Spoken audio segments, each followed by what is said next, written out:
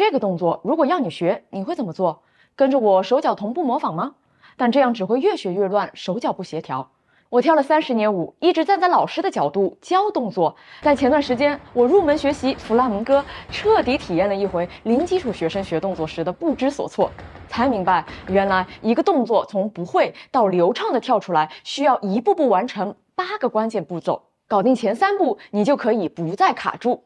我現在課上能無壓力地掌握完全陌生的動作，就是因為這套方法。你想在下次學舞就看到明顯的變化嗎？那我們就來看看這8步到底是什麼。讓我們回到開頭這個動作，我們應該怎麼學？如果我們同時學習腳步動作順序、手臂動作順序、節奏處理、空間方向變化，還有力度的區別，會發生什麼？認知複合理論告訴我們，學習新東西時，大腦最多只能處理3到4個新信息，超過這個限制就會信息過載，什麼都學不進去。這就是為什麼很多人覺得自己協調性差，其實不是你差，而是一次學太多東西了。所以我們的第1步就是給大腦和身體減少新信息，放到舞蹈上就是給動作做減法。但是具體要怎麼減，又從哪兒開始學呢？我現在就教你一個自己就能判斷的方法。這時候就要用到生物力學裡對動作的層級劃分了。原理很簡單，任何動作都要首先有穩定的重心支撐，並利用地面的反作用力從下往上發力。也就是說，如果腳下不穩，上身和手臂再好看也沒有用，因為你人都要倒了。所以一般情況下，我們從下往上學。現在让我們把注意力只放在腳上，看看它具體是怎麼做的。腳掌和腳后跟如何切換？膝蓋是彎是直？這組動作有沒有規律？是左右在重複嗎？沒有了上身的干擾，是不是瞬間大腦就沒有之前那麼忙了？是不是動作就變得清晰了？像我學弗拉明戈，如果課上動作太複雜，我就只看老師的腳，就算所有人都在加手臂，我也不管，因為這些都只會干擾我快速的學會動作。你可能覺得有時候動作沒那麼複雜，手腳一起反而學得快。如果你跟得上，當然可以，但是我依舊建議花一點時間，把注意力只放在單一身體部位，這樣才能看到動作的細節。那一個動作，你有沒有學對，做得好不好看，靠的就是這些細節。注意，我們需要在這一步不斷的重複，直到把這個動作做得有把握為止。緊接着就是強化節奏。在學動作時，你可能已經大概感覺到節奏了。現在我們要把大概變得精準。哪裡要快，哪裡要慢，哪裡需要停頓，每拍都在做什麼。順便說一下，速度慢的動作需要更精準的控制，速度快的動作需要更大的力量。當我們明確了節奏，就等於把所有動作放進特定的時間長度裡，迫使你更有組織性，快速反應，精準執行。當你完成了這3步，就意味着你現在可以跟上老師的動作了。你的腳步清晰，節奏精準，重心穩定。就算你還沒有加上其他部位，你也不會因為重心混亂或方向不明確而在舞動中被打亂。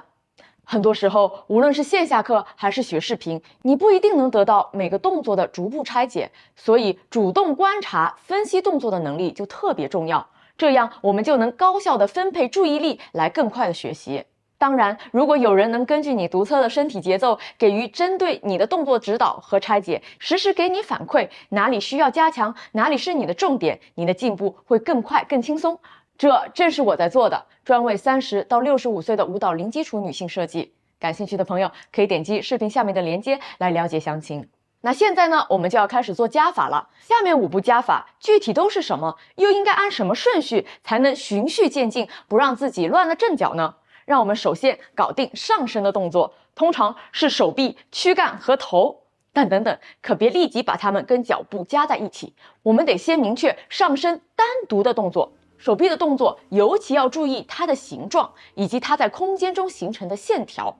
軀幹的動作，其體態和朝向就尤其重要。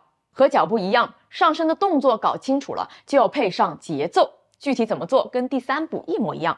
這裡我想說一下音樂。上課的時候，老師可能隨時會放音樂，但是我們一定要先搞清楚動作的節拍，哪個動作在第幾拍上，然後數着拍子來配這個音樂。那我個人呢，是喜歡把和音樂放在下面這一步。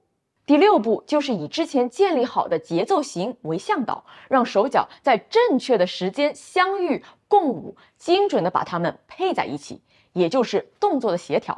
別擔心，因為前5步你已經把每個部分都練扎實了，現在只是把它們組裝起來，就像拼樂高一樣，零件都準備好了，組合反而更簡單。最後这2步会讓你經歷一個質的飛躍，真正從不會到精通。但即使你現在做不到也沒有關係，因為前6步已經讓你比90%的人都學得更快更好了。弗拉門戈有個手勢，如果我稍微改變一下頭的位置，整個風格就跑了。爵士舞可能這樣做胸轉，但現代舞做起來感覺就非常的不同。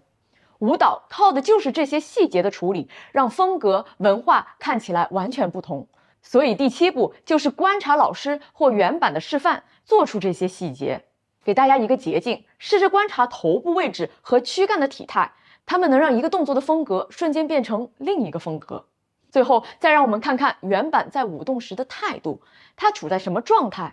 柔美的、強大的、鋒利、熱情、冷酷，還是極簡？自己去找找這些態度，體驗一下放到自己身上會是什麼感覺。好消息是，其實當你做到前7步，身體就會自然地進入這些狀態。你只需要讓你的意識覺察到，讓自己放鬆下來，沉浸這些角色裡，完全擁抱它。所以從不會到流暢的8步驟，先給動作做減法，找到主幹動作，然後學動作配節奏，再單獨學輔助動作，再配節奏，然後把所有的動作協調在一起，最後調細節加態度。下次學新動作的時候，用上這8步，你會發現完全不一樣。但我發現很多人在第6步協調這裡最容易卡關，明明單獨都會做，合起來就亂。所以我專門做了一期深度的講解，點擊這裡，讓我教你如何從根本上提升手腳配合的能力吧。